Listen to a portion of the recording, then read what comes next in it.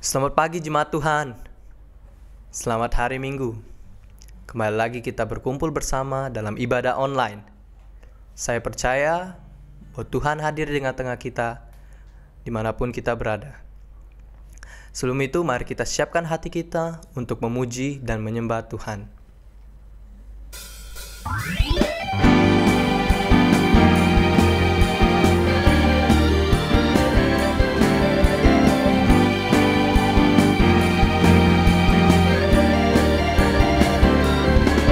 Bangkit gereja Tuhan sekarang,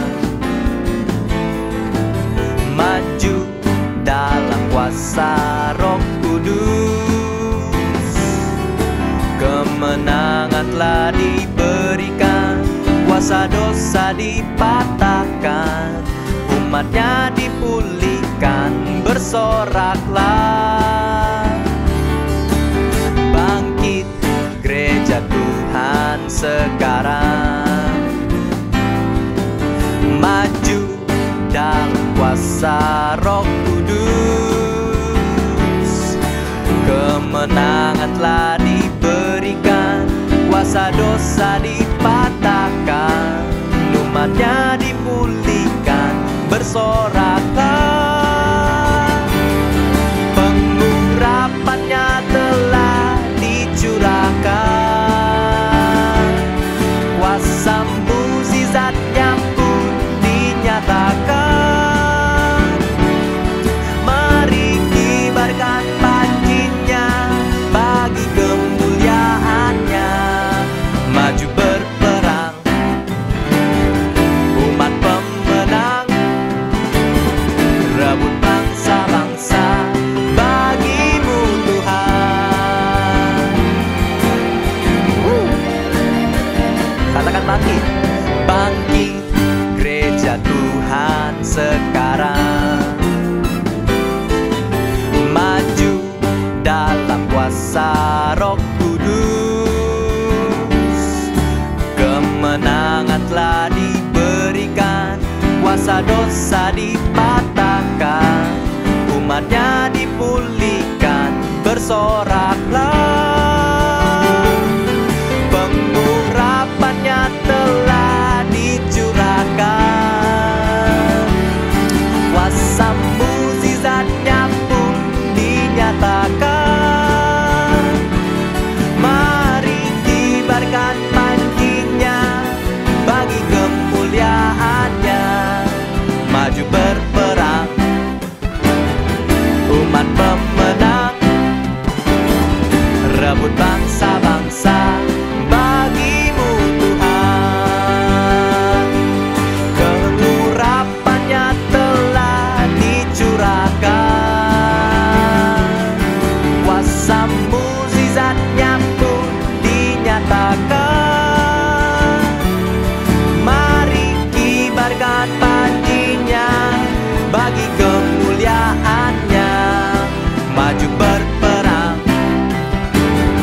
umat pemenang, rebut bangsa-bangsa bagimu Tuhan.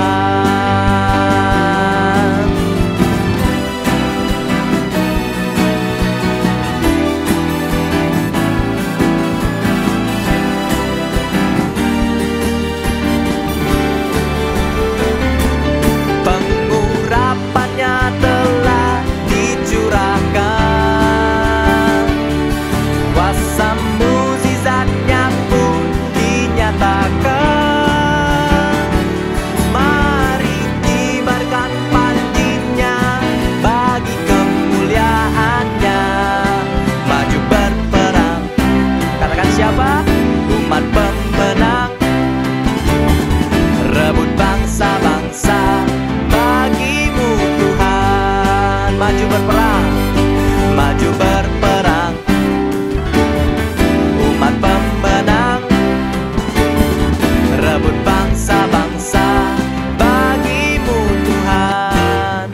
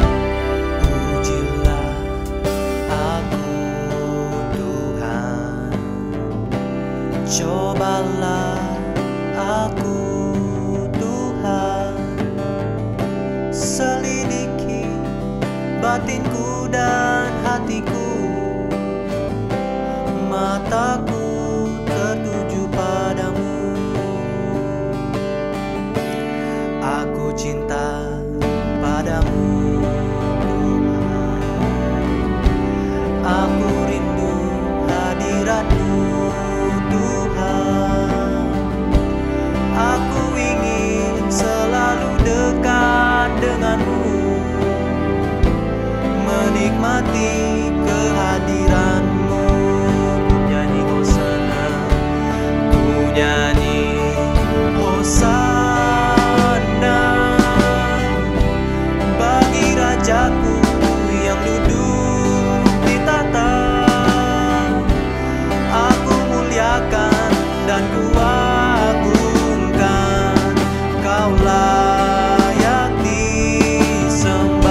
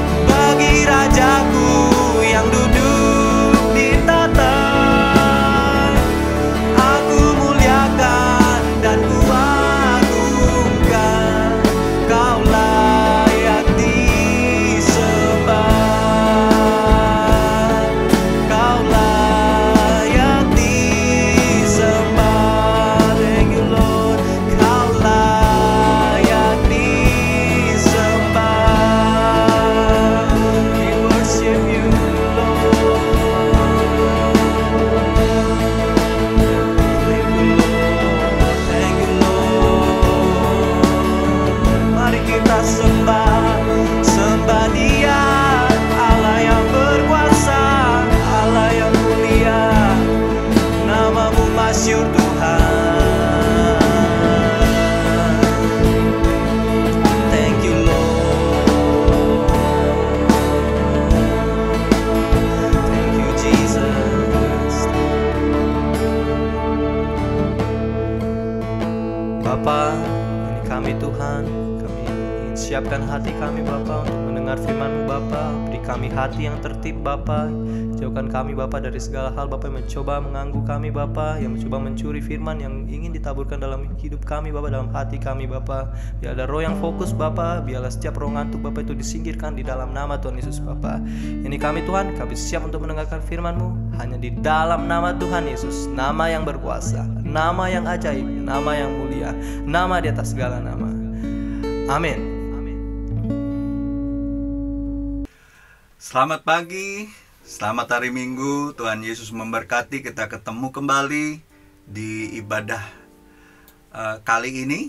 Dan tidak terasa kita sudah memasuki minggu terakhir di bulan Juli. Dan saya percaya bahwa bulan depan ada sesuatu yang dahsyat, ada sesuatu yang besar yang Tuhan akan kerjakan bagi kita semua. Tapi sebelum kita mendengarkan firman Tuhan, mari kita tundukkan kepala, kita berdoa. Bapa kami yang di surga, kami mengucap syukur untuk bulan Juli yang luar biasa ini. Banyak hal yang telah terjadi, banyak hal yang telah Kau perbuat dalam hidup kami. Dan kami percaya segala sesuatu Tuhan izinkan terjadi untuk mendatangkan kebaikan bagi setiap orang yang mengasihi Engkau. Kami percaya Bapa, kali ini kami akan mendengarkan sabda firman-Mu, dan kami akan diberkati, akan dikuatkan, akan diteguhkan, diberikan penghiburan yang luar biasa daripada Tuhan. Kami serahkan waktu ini ke dalam tangan kasih-Mu. Di dalam nama Yesus kami sudah berdoa dan mengucap syukur. Amin. Bapak Ibu, saudara-saudariku yang terkasih dalam Kristus, kali ini saya akan membagikan satu kebenaran firman Tuhan dengan judul Sudahkah kita bersiap diri? Dan kita baca di 1 Korintus 14 ayat 8. Mari kita buka Alkitab kita dan kita lihat apa kata firman Tuhan di sana. Demikian firman Tuhan. Ya, judul perikopnya adalah sekali lagi tentang karunia roh. Ya. Dikatakan, atau jika nafiri tidak mengeluarkan bunyi yang terang, siapakah yang menyiapkan diri untuk berperang? Bapak Ibu, saudara-saudariku yang terkasih, ayat yang singkat ini saya akan jabarkan bagaimana sebenarnya tentang hari-hari terakhir ini. Saudara harus tahu bahwa nafiri itu adalah satu alat bunyi, alat tiup ya. Kalau di zaman perjanjian lama itu nafiri itu sama dengan sangkakala. Nafiri atau sangkakala itu terbuat dari tanduk binatang ya. Tapi di masa Musa itu nafiri itu terbuat dari perak. Tuhan minta dibuat itu dari perak ya, dan ditiup oleh dua imam. Dan saudara tahu nafiri itu ditiupkan ketika puji-pujian dimulai. Tapi juga nafiri itu sebagai satu tanda peperangan ya. Dan saya akan membahas nafiri sebagai tanda peperangan atau tanda peringatan bagi kita semua. Saya percaya bahwa ketika hari-hari ini kita harus sungguh-sungguh peka akan suara Tuhan. Kita harus peka dengan tanda-tanda dari Tuhan. Dan saudara tahu beberapa tahun yang lalu di seluruh dunia banyak terdengar suara nafiri. Ya. Banyak sekali orang mendengar suara nafiri dan mereka menjadi takut ya. Katanya suara sangkakala. Tapi saya percaya sebagaimana Alkitab katakan, nafiri itu yang terakhir itu hanya dibunyikan sekali. Ya. Dan kalau saudara lihat di 1 Korintus 15, itu dikatakan nafiri itu ketika berbunyi sekali itu, maka orang-orang mati di dalam Tuhan itu akan dibangkitkan. Orang-orang yang masih hidup nanti sama-sama akan naik menyongsong Tuhan di awan-awan. Kalau di 1 Tesalonika 4, saudara bisa baca juga di situ bagaimana ketika nafiri terakhir dibunyikan, itu tanda bahwa Yesus akan datang. Ya. Dan Bapak Ibu saudara-saudariku yang terkasih, Saya percaya hari-hari ini Tuhan mau mengajarkan kita untuk peka dengan perkara-perkara ilahi, peka dengan perkara-perkara Tuhan, peka dengan suara Tuhan, ya. Dan kita tahu bahwa pandemi ini sudah berjalan hampir 7 bulan, ya, sudah 7 bulan hampir. Tapi saya yakin dan percaya tidak lama lagi, kemungkinan besar di bulan depan itu keadaan akan kembali seperti normal, tapi dengan new normal, ya. Saya percaya sekalipun itu perlahan-lahan, kita akan memasuki aktivitas dan kehidupan yang normal kembali, tapi bukan berarti kita hidup tanpa tantangan, ya. Bahkan akan ada tantangan-tantangan yang jauh lebih besar, ya.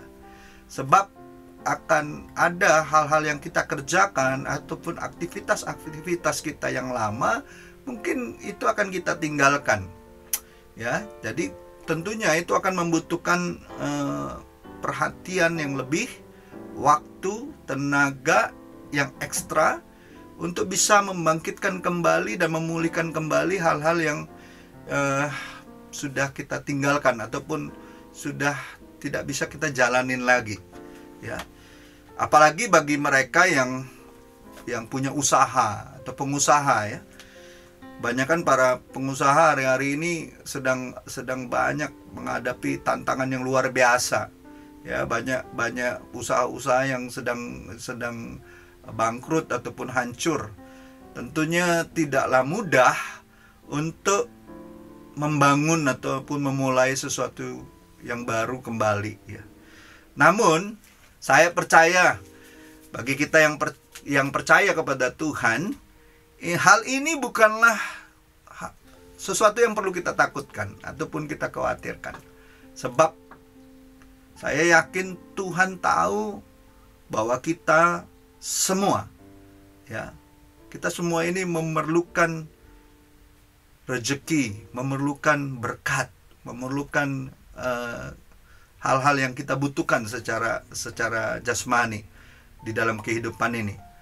Dan firman Tuhan sudah mengingatkan kita di Matius 6 ayat 31 dan 32 dikatakan, sebab itu janganlah kamu khawatir dan berkata, apakah yang akan kami makan, apakah yang akan kami minum, apakah yang akan kami pakai. Semua itu dicari bangsa-bangsa yang tidak kenal Allah sekalipun, ya. Orang-orang yang nggak kenal Allah juga cari rezeki, cari nafkah, sama seperti kita yang percaya kepada Tuhan. Sama kita anak-anak Tuhan dengan orang-orang yang belum percaya itu sama dalam kondisinya, dalam mencari nafkah itu sama saja. Tetapi kita punya Bapa yang di sorga, ya. Dikatakan akan tetapi Bapamu yang di sorga tahu bahwa kamu memerlukan semuanya itu, ya. Itu yang menjadi kelebihan kita. Itu yang menjadi keuntungan kita. Kita punya Bapa di sorga, pemilik langit dan bumi yang menciptakan segalanya, dan sebagai Bapa yang baik, yang sangat baik, dia tidak akan pernah membiarkan kita kekurangan, ya, tidak akan membiarkan kita kelaparan. Ada amin Bapak Ibu, saudara-saudaraku. Dan percayalah, bagi orang-orang yang dicintai Tuhan, semua rezeki, semua berkat, itu semuanya sudah Tuhan siapkan. Bahkan Alkitab mengatakan di Mazmur 127, Tuhan menyiapkannya ketika kita belum bangun dari tidur kita, ya.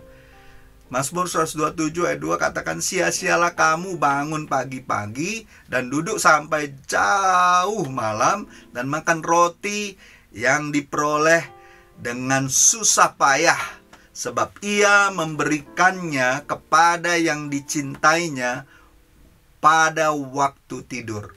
Ayat ini jangan disalah mengerti, bukan berarti kita tidur-tiduran terus kita nggak kerja. Ini berbicara waktu kita sudah mengerjakan segala bagian kita, waktu kita tidur pun Tuhan memberkati kita. Waktu kita tidur pun kita diberikan tidur yang nyenyak. Bukankah tidur yang nyenyak itu berkat, saudaraku? Banyak orang sudah punya segala-galanya, punya uang, punya jabatan, punya kedudukan, punya harta yang banyak, tapi nggak bisa tidur, saudara. Tidur aja susah. Ya, tapi kita, anak-anaknya, bahkan waktu kita tidur pun, Tuhan sudah siapkan begitu banyak berkat untuk Bapak, Ibu, dan saudara, serta saya. Ada amin, Bapak, Ibu. Ya, jadi contoh ya, kita kasih contoh. Saya kasih contoh. Di zaman dulu, di zaman para nabi, ya, pada waktu seluruh dunia timbul bahaya kelaparan, ya, keadaan sulit, tidak ada bahan makanan, maka terlebih dahulu Tuhan itu mengutus Yusuf, ya, untuk dijadikannya penguasa atas segala tanah Mesir. Kalau saudara baca di Kejadian 50 ayat 20 itu dikatakan oleh Yusuf seperti ini, memang kamu mereka-rekakan yang jahat terhadap aku, tetapi Allah telah mereka-rekakannya untuk kebaikan, ya, dengan maksud melakukan seperti yang terjadi sekarang, yaitu memelihara suatu bangsa yang besar, untuk menjamin kehidupan umat manusia pada zaman itu. Tuhan utus Yusuf, ya. Dan jika hal itu kembali terjadi di tahun 2020 ini, tentunya dalam bentuk yang berbeda, biarlah ini bisa jadi sinyal bagi kita. Biarlah ini seperti tanda nafiri peperangan, ataupun tanda nafiri peringatan bagi kita, bahwa untuk kali ini pun Tuhan tetap selalu sanggup menolong tiap umatnya, asal kita mau mempersiapkan diri kita seperti yang Tuhan kehendaki. Pertanyaannya, lalu hal-hal apa yang perlu kita persiapkan sebagai orang percaya di masa-masa sulit ini menuju masa-masa new normal ke depan, ataupun kenormalan yang baru? Yang pertama, ada 3 hal yang saya mau bagikan. Yang pertama, kita harus persiapkan wadah atau cara hidup yang baru, ya. Firman Tuhan katakan, anggur yang baru tidak bisa diisikan ke wadah atau kantung kulit yang lama. Matius 9 ayat 17 jelas sekali mengatakan. Begitu pula anggur yang baru tidak diisikan ke dalam kantung kulit yang tua. Karena jika demikian, kantung itu akan koyak sehingga anggur itu terbuang dan kantong itu pun hancur. Tetapi anggur yang baru disimpan orang dalam kantong yang baru pula, dan dengan demikian terpeliharalah kedua-duanya. Ya. Jadi saudara harus tahu, ya, anggur yang baru ataupun sesuatu yang baru yang Tuhan mau kerjakan dalam hidup kita, ya, anggur yang baru itu nggak bisa ditaruh di kantong kulit lama, ya. Dia akan terlalu keras, dan wadah yang lama itu terlalu rapuh, sehingga dia robek dan hancur karena nggak tahan, ya. Sedangkan anggurnya sendiri akan tertumpah dan tidak menjadi berguna bagi kita. Jadi jika ingin kasih karunia anugerah Tuhan yang baru dari Tuhan, maka haruslah kita siapkan juga wadah yang baru sebagai tempatnya. Ini berbicara tentang hati kita. Mau nggak siap diubahkan? Ya, kalau di 1 Korintus 15 itu ketika nafiri ditiup, ya, orang yang mati itu dibangkitkan untuk menyambut Tuhan. Mereka bangkit dengan tubuh yang diubahkan, dikatakan, ya, tubuh yang baru, ya, tubuh yang penuh kemuliaan. Begitu juga dengan kita yang masih hidup sekarang. Ketika Tuhan membuat sesuatu yang baru dalam hidup kita, kita harus mempersiapkan hati kita yang baru dan pikiran kita yang baru, ya. Bukankah sesuatu yang baru itu menyenangkan, saudara? Bukankah sesuatu yang baru itu sesungguhnya menjadi kesukaan, ya? Sebab firman Tuhan katakan seperti ini, hanya orang yang suci hatinya saja yang akan bisa melihat Tuhan. Atau dengan kata lain, hanya yang suci hatinya yang bisa rasakan kasih karunia dan mujizat Tuhan di dalam kehidupannya. Jelas sekali Matius 5 ayat 8 katakan, berbahagialah orang yang suci hatinya, karena mereka akan melihat Allah. Saudara, saya percaya gini, orang yang menjaga hidupnya tetap kudus di dalam kebenaran firman Tuhan, dan dia mengalami, merasakan hadirat Tuhan, mengalami jamahan Tuhan, saya percaya hati dan pikirannya akan diperbarui Tuhan setiap hari. Ya. Jadi kita juga jangan berpikir seperti ini. Masalah pandemi ini ke depan itu, atau bulan depan itu akan selesai 100%, ya. Jangan berpikir seperti itu, saudara. Kita tetap harus selalu berpikir seperti ini. Apapun yang terjadi ke depan, kita selalu perlu pertolongan dan perlindungan Tuhan. Sebab bisa saja, ya, orang di luar sana tanpa wadah yang baru pun orang bisa dapat rezeki, tidak tertular pandemi. Tapi kita anak-anak Tuhan, Tuhan mau kita memberikan bukan hanya sekedar rezeki. Tuhan mau memberikan kita hati yang baru, pikiran yang baru, dan itu berbicara Tuhan akan memberikan hal-hal yang dari Dia yang membawa kita kepada kekekalan. Sesuatu yang kekal, bukan hanya yang dicari oleh bangsa-bangsa. Ya. Alkitab jelas sekali mengatakan, apa gunanya kita memiliki banyak hal di dalam hidup ini? Ya, punya harta, punya uang, punya segalanya, ya, jabatan, ya, punya kemewahan, tapi kalau kita binasa pada akhirnya, ya. Jadi baharui hati kita, ya, persiapkan hati kita untuk diperbaharui oleh Tuhan setiap hari. Begitu juga dengan pikiran kita. Karena saya percaya hari-hari ke depan Tuhan akan mencurahkan anggurnya yang baru, anggur sukacita, anggur kemuliaan, anggur kebaikan dan kebajikan Tuhan akan berikan dalam kehidupan kita sebagai orang percaya. Poin yang kedua yang harus kita persiapkan untuk kita menghadapi hari-hari ke depan ini adalah kita harus punya semangat yang juga baru. Ya. Saudara-saudariku yang terkasih dalam Kristus, kita sama sekali nggak bakal tahu apa yang bakal terjadi di hari-hari ke depan.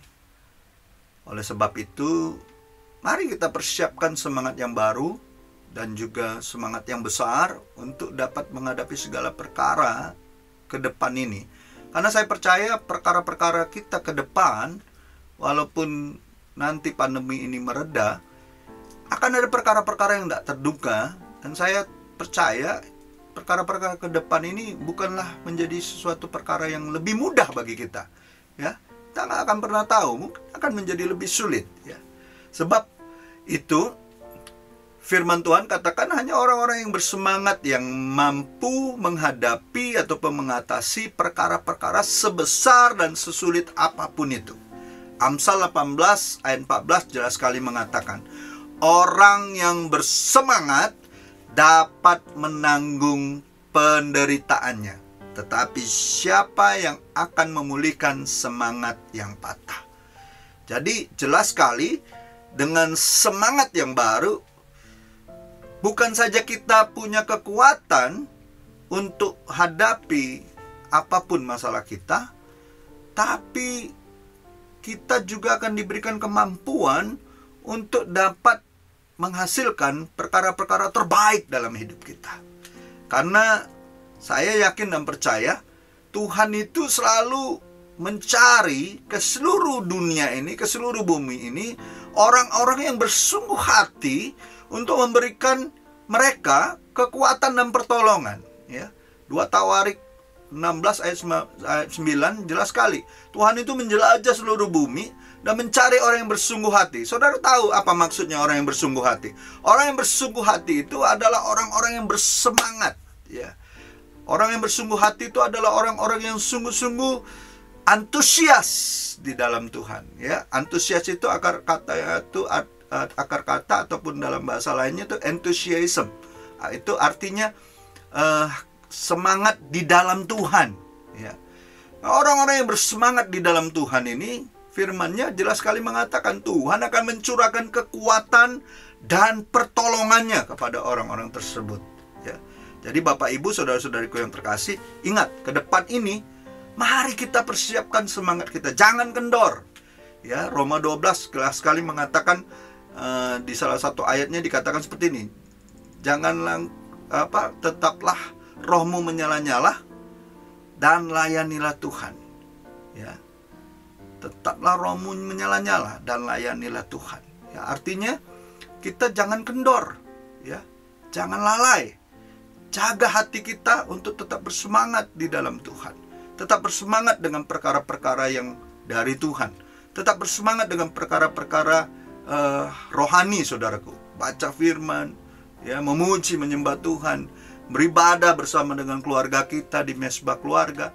Dan saya percaya orang-orang yang seperti ini akan mengalami kekuatan Allah yang dahsyat, ya. Dan apapun tantangan hidupnya tidak akan melemahkan dia. Itu poin yang kedua. Poin yang terakhir, kita harus mempersiapkan strategi atau rancangan yang baru, ya. Strategi rancangan yang baru. Bagaimana caranya? Mintalah kepada Tuhan untuk Tuhan menunjukkan kepada kita tentang strategi-strategi ataupun rancangan yang baru yang harus kita jalani di hari-hari yang akan datang. Sebab Tuhan itu berjanji akan menunjukkan jalannya kepada kita atau kepada semua orang yang hidupnya takut akan Tuhan. Mazmur 25 ayat 12 jelas sekali mengatakan, mari kita baca firman Tuhan di sana. Dikatakan, siapakah orang yang takut akan Tuhan? Kepadanya Tuhan menunjukkan jalan yang harus dipilihnya. Luar biasa nggak Bapak Ibu saudara-saudariku? Hari-hari ke depan ini, mari jaga hati kita untuk tetap takut akan Tuhan. Tunduk akan perintah firman-Nya. Maka Tuhan sendiri akan menunjukkan jalan-jalan terbaiknya untuk kita lalui. Percayalah, kalau Tuhan yang menunjukkan jalan, kita nggak perlu capek-capek, saudara. Kita nggak perlu stres. Kita nggak perlu ngoyo, kata orang Jawa tuh, maksakan diri, terburu-buru. Nggak perlu, saudara. Ikuti jalan petunjuk Tuhan. Maka kita akan sampai kepada tujuan yang dari Dia. Dan saya percaya rancangan Tuhan jauh lebih tinggi daripada rancangan kita. Ya. Bapak Ibu, saudara-saudariku yang terkasih, sebab kita ini manusia punya banyak rencana, bukan? Saya percaya Bapak Ibu di rumah kita masing-masing mungkin berpikir seperti ini. Oh, nanti kalau pandemi ini sudah mereda atau sudah selesai, saya ingin lakukan ini, saya mau kerjakan ini, saya mau pergi ke sana, saya mau melakukan sesuatu yang baru. Semua kita punya rencana. Tapi Alkitab mengatakan keputusan Tuhan itulah yang terbaik. Tetap saja Tuhan yang akan memberikan keputusan terakhirnya. Amsal 19 ayat 21 mengatakan, banyaklah rancangan di hati manusia, tetapi keputusan Tuhanlah yang terlaksana. Makanya Yesus di Taman Getsemani, di dalam doa dia berdoa, biarlah kehendak-Mu yang jadi, bukan kehendak kita, kehendak Allah yang jadi, kehendak Bapa yang jadi atas kita. Kita boleh merancangkan banyak hal, kita boleh merencanakan banyak hal, tapi biarlah setiap hal yang kita rancangkan, setiap rencana kita serahkan kepada Tuhan.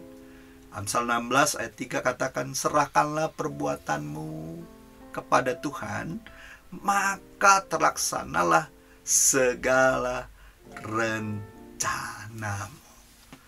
Bukankah ini suatu janji yang luar biasa atas kita semua?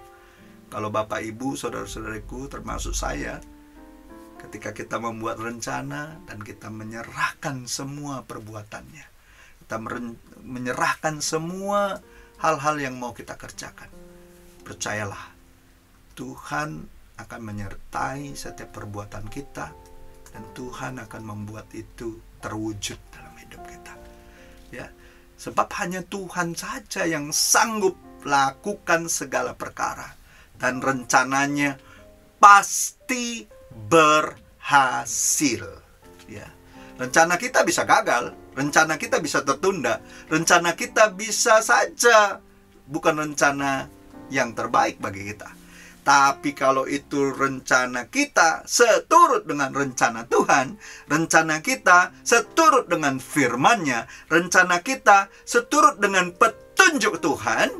Ayub 42 ayat 2 katakan, "Aku tahu bahwa engkau sanggup melakukan segala sesuatu dan tidak ada rencanamu yang gagal." Ada amin Bapak Ibu. Saya percaya orang yang sungguh-sungguh dapat petunjuk firman Tuhan, dapat strategi dari Tuhan, dapat hal-hal yang dia dengar sendiri dari Tuhan di dalam doa saat teduh dan perenungannya tentang hal-hal yang dia mau kerjakan. Tidak ada rencana Tuhan yang akan gagal dalam hidupnya. Karena firman Tuhan ketika dia diucapkan, ketika dia sudah diluncurkan, dia akan mengerjakan apa yang dimaksudkan Bapa dalam kehidupan kita. Jadi Bapak Ibu, saudara-saudariku, mari tetap jaga semangat kita. Ya, kita harus tetap jaga semangat kita. Kita harus sungguh-sungguh percaya bahwa setiap rencana kita, ya, kita serahkan sama Tuhan. Dan wadah yang baru, hati kita harus baru, pikiran kita harus baru. Supaya apa? Supaya semangat kita dan juga rencana-rencana kita itu berpadanan dengan kehendak Tuhan. Bapak Ibu, saudara-saudariku yang terkasih, saya percaya hari-hari ke depan kita walaupun penuh tantangan, tapi di dalam hati yang baru, wadah yang baru, pikiran yang baru, semangat yang baru, dan rencana-rencana yang baru bersama dengan Tuhan, itu yang akan membuat hati kita tetap damai di tengah badai. Saya akhiri firman Tuhan kali ini dengan kita tundukkan kepala dan kita berdoa. Bapa kami yang di sorga, kami mengucap syukur untuk kebaikan dan kemurahan Tuhan hari ini. Kami mendengar kabar baik bahwa kami hari-hari ke depan ini akan melihat perkara-perkara yang dahsyat. Oleh karenanya, sebagaimana firman-Mu mengatakan ketika kalau nafiri tidak dibunyikan, bagaimanakah, siapakah yang mempersiapkan diri untuk berperang?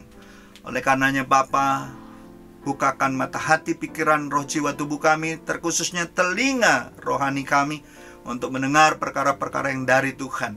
Peka dengan suara Tuhan, peka dengan tanda-tanda Tuhan, agar kami sungguh-sungguh di hari ke depan ini tidak lagi lalai, tidak lagi menunda-nunda untuk mempersiapkan diri kami, yaitu hati kami, pikiran kami, semangat kami, rencana-rencana kami ke depan. Biarlah kami serahkan semuanya ke dalam tangan Tuhan.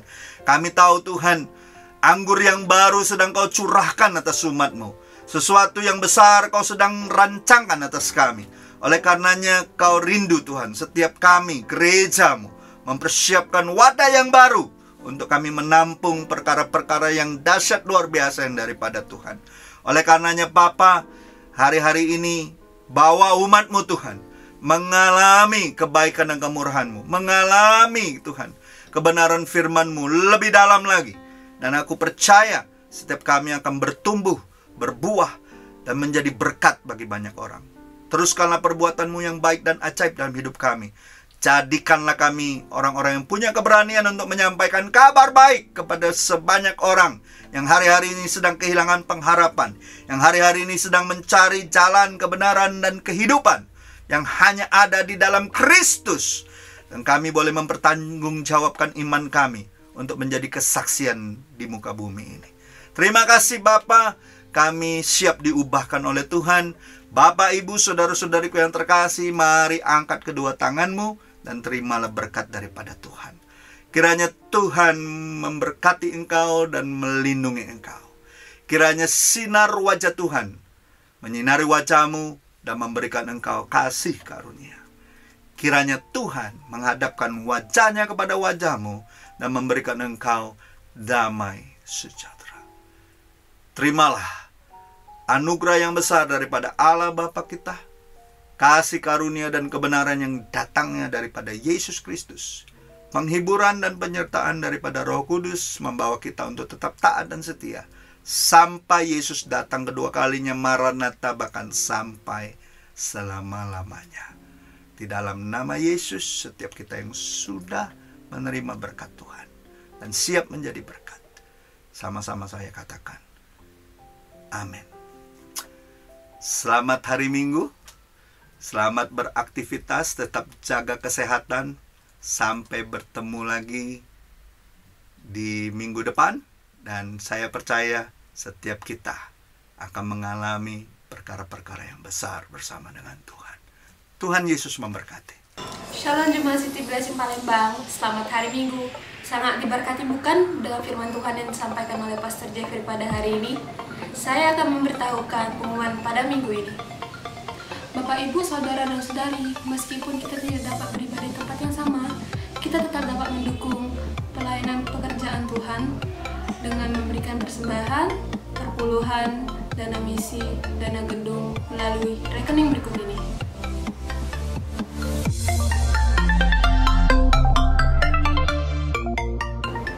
Doa adalah salah satu bukti kita mempunyai hubungan dengan Tuhan. Mari kita ikuti kegiatan doa berikut ini.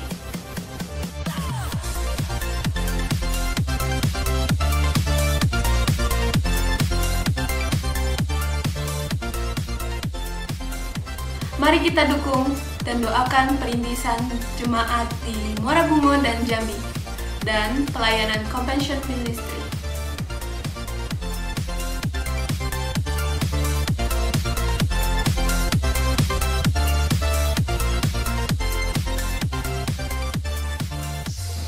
Happy birthday bagi Ibu Rini, Bapak Handoko, Saudari Yulita, dan Saudari Herna.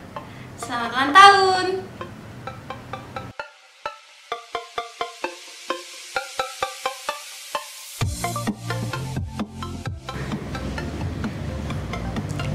Tahu nggak? Bulan depan kita udah bisa beribadah di gedung gereja kita kembali. Siapkan diri Anda, ikuti protokol kesehatan, dan Tuhan Yesus memberkati!